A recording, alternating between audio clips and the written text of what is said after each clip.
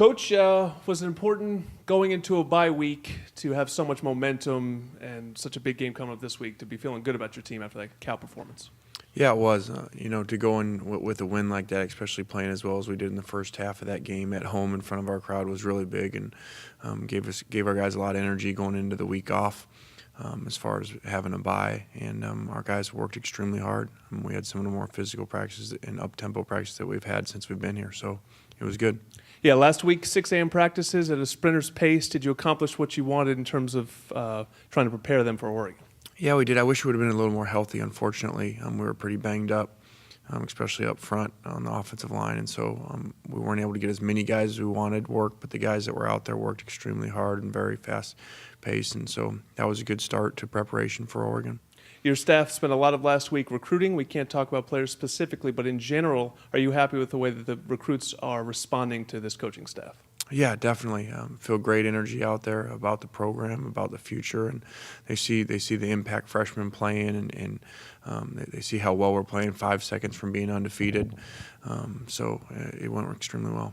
Big news last week about the Pac-12. Are you happy with the division breakdown that you guys are in and the 5-2-2 scheduling format? Yeah, it's great. It was really neat to be able to keep the Stanford and Cal games very critical and very important to us and to our fan base. So that was really good, and so it'll be an exciting time, especially with the conference championship game added.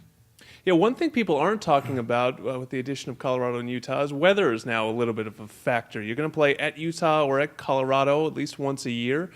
Are you happy that you could be playing some games under the snow? Does it change anything? Well, hopefully we'll have them at the beginning of the year. We won't have to worry about it, but we'll see. We've always had, the potential of that, with the Washington, Oregon schools. So we'll just see how it falls out. Is it fair to play the title game at somebody's home venue? Well, I think that, I'm sure they went through a number of options, and I'm sure that it came down to making sure that the game was sold out, and, because, you don't know until the week before who's in the game for sure, and so to get your fan base down to a neutral site and plane tickets and travel, I'm sure was part of that.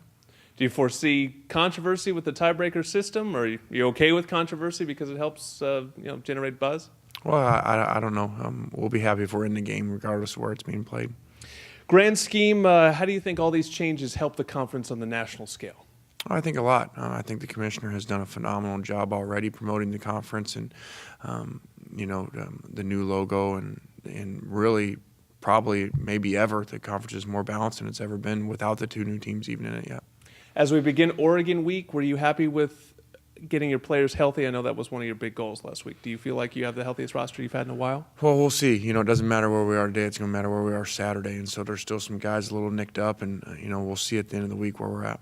College game day is coming to town. The home team is undefeated this season with College game day in town. Before you utterly dismiss that stat, does it help when they come to town to generate a little buzz and a little juice to the crowd? Well, I didn't know that stat. You just told me that, so hopefully we'll keep that going. But, yeah, it's great to have them here, and it does create some energy and obviously, helps us nationally recruiting with, them talking about our program that much.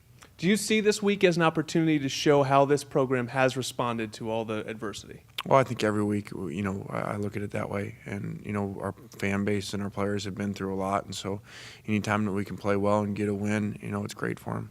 What makes the Oregon spread offense so difficult to stop? Well, the pace of it, not necessarily the plays, but, it's fast break football. And so it's in your face the entire time. And, and then on top of that with so many great players and so much speed that they have, when you do have a breakdown, the plays go for huge gains.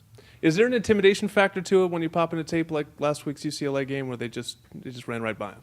Well, if you're the number 1 offense in the country, scoring and yardage, obviously there's an intimidation factor. They're doing things great and, blowing out a lot of people. So we're going to have our hands full. Many people still don't know much about their quarterback, Darren Thomas. Are you surprised at how their offense has not skipped a beat without Jeremiah Masoli? Well, not only not skipped a beat, he's playing better. Statistically, they're better than they were a year ago with Masoli. So I think that probably surprised a lot of people. How different are they on the road?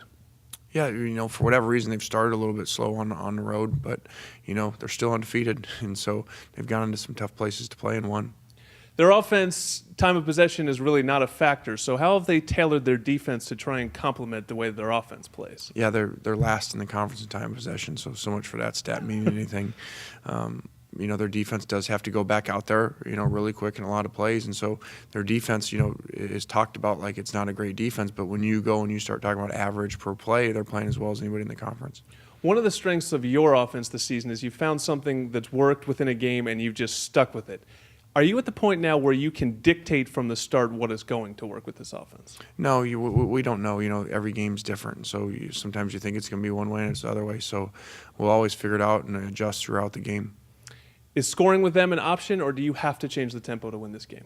Well, you need to score. They're going to get some points, and they're a great team, and so you've got to take advantage in every single area, and every play is so critical because their special teams didn't really get talked about. They got 4 punt returns for touchdowns, in 7 games. That's pretty phenomenal. Is there any unit on your defense that the onus is on this week to step up? Oh, everybody, all 11, anybody that goes in there. If you're playing the best offense in the world, you've got to be ready to go no matter who's in there. Is middle linebacker a key spot, though, with all the stuff they do with the mesh point? Is this a real progress report for Devon Kennard in handling that spot? Yeah, but really everyone's a middle linebacker this week because everybody has to see it because it happens so fast. And so it's really going to fall on everybody to do their assignments extremely well. Are you pitching this game as a bowl game or just another game? No, this is the next game on our schedule, and we're going to play a lot of really good teams like we have already, and this just happens to be the #1 team in the country. Pat Hayden talked about wanting it to turn the place into a pit on Saturday night. What do you want to see from the fans? Yeah, it'll be great. Our fans will be there and be excited, and we're going to need them, especially on third down. Thank you, Coach. Thank you.